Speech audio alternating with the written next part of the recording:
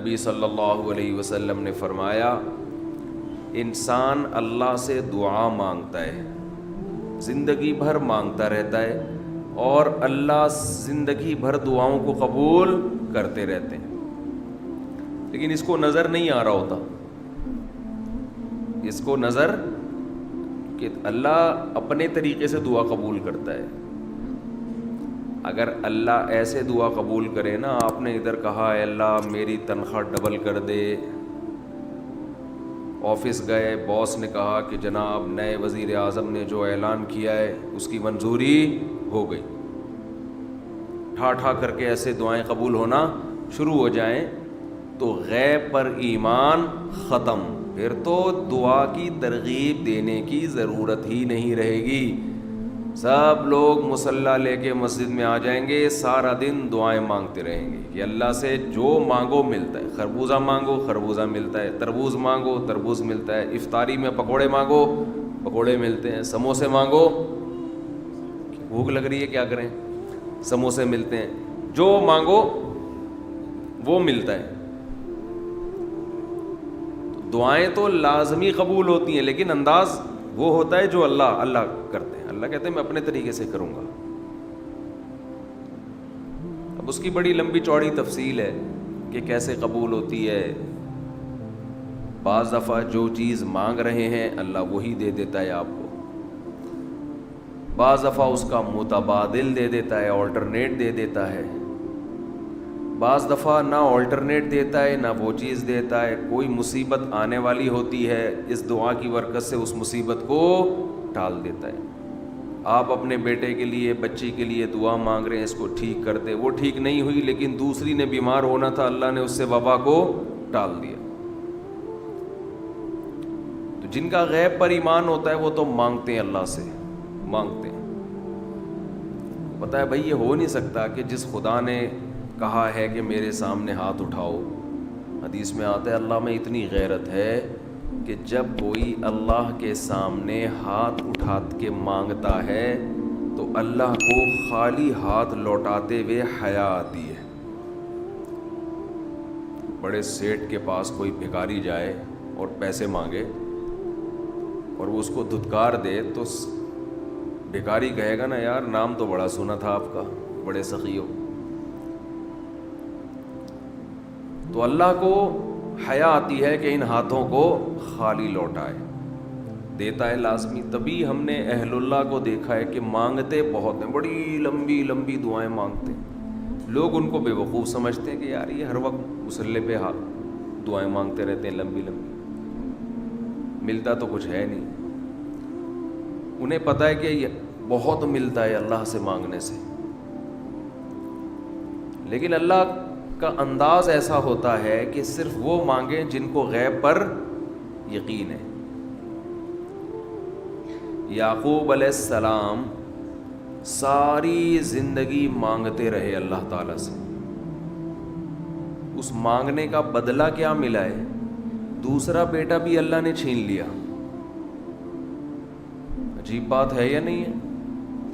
پہلا بیٹا گم ہوا تو اللہ سے اس کے ملنے کی دعائیں مانگتے رہے۔ دعا کیا قبول ہو رہی ہے؟ قحط پڑ گیا، کھانے پینے سے بھی گئے، اس سے بڑی مشکل، راشن لینے کے لیے بھیجا مصر اپنے بیٹوں کو، تو دوسرا بیٹا بھی بولو گیا، وہ بھی بادشاہ نے رکھ لیا۔ روتے روتے آنکھوں کی بینائی چلی گئی۔ آپ کی اولادیں آپ سے کیا کہنے لگی؟ تاللہ تفتأ تذکر یوسف، اللہ کی قسم آپ یوسف کو ابھی تک یاد رکھا ہوا ہے، حتی تکون حرضا او تکون من الہالکین، آپ کی جان نہ چلی جائے۔ تو زبان سے یہ نہیں کہا کہ میں اللہ سے مانگ مانگ کے تھک گیا ہوں لیکن اللہ دینے کے لیے تیار نہیں ہے، میرا تو دوسرا بیٹا بھی گیا۔ جب دوسرا بیٹا بھی گیا ہے نا، اس وقت یہ الفاظ کہیں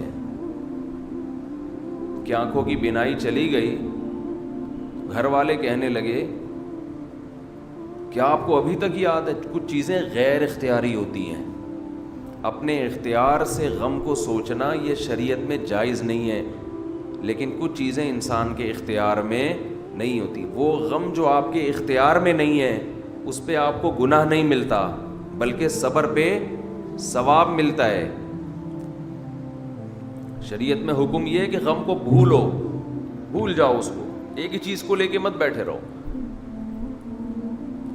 لیکن حضرت یعقوب علیہ السلام کو اپنے بیٹے سے اتنی محبت، ظاہر ہے اس بیٹے میں بہت ساری خصوصیات تھیں، وہ جانتے تھے کہ اللہ ان کو پیغمبر بنائے گا،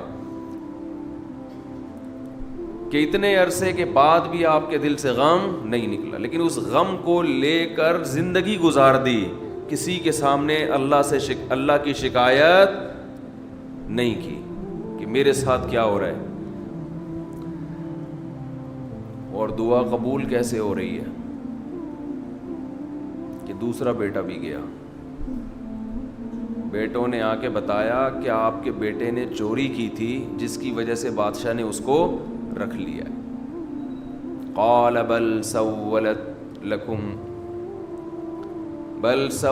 لکم انفسکم امرا، باپ نے کہا تم نے جیسے پہلے ایک کہانی گڑھی تھی دوبارہ سے ایک کہانی گڑھ لی ہے۔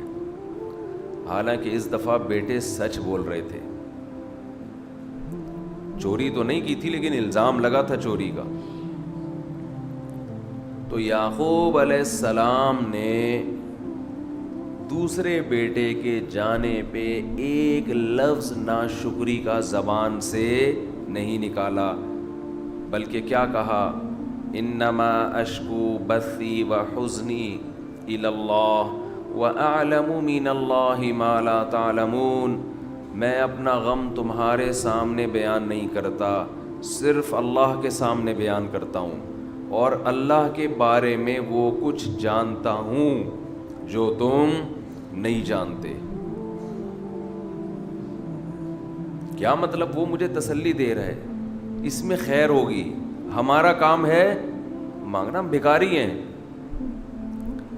یہ تو ملحد اور خدا کے منکر لوگ ہیں جو مسلمانوں کا مذاق اڑاتے ہیں کہ یہ دعائیں مانگتے ہیں اور ان کو ملتا کچھ نہیں ہے۔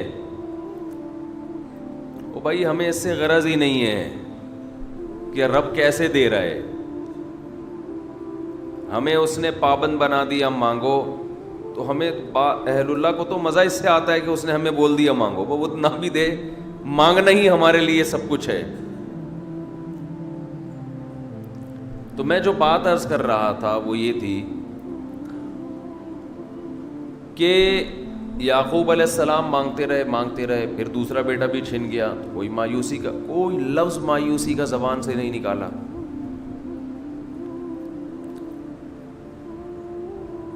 تو حدیث میں آتا ہے کہ ایک بندہ مسلسل دعا مانگتا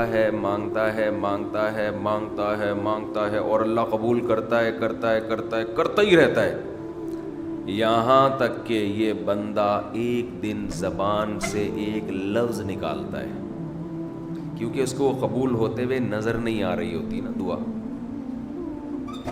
یہ زبان سے کیا لفظ نکالتا ہے کہ میں دعا مانگتا ہوں مگر اللہ قبول بولو نہیں کرتا۔